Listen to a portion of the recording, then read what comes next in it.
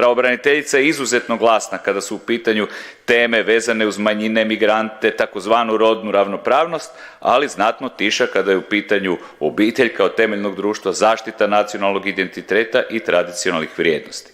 Primjerice, u izvješću se marginalno spominju problemi s kojima se suočavaju obitelji, branitelji, dok se detaljno elaboriraju teme koje nisu prioritet većinskog naroda.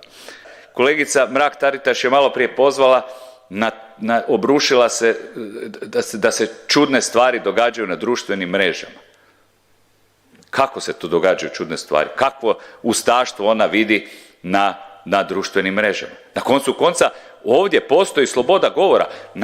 Imaju ljudi pravo zauzimati se i za stavove koji se vama ne sviđaju. Pa ako su ustaški ili proustaški, neka budu i takvi. Ljudi imaju pravo govoriti. Ne može im kolegica Mrak-Taritaš, ni pravobraniteljica, ni itko zabraniti da govore. Ajmo o fact-checkerima. Pa što se događalo u pandemiji?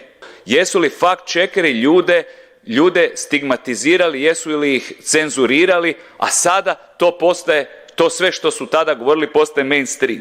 Ljudi imaju pravo govoriti i ne biti zbog toga proganjani, stigmatizirani, pogotovo ne od pravobraniteljice.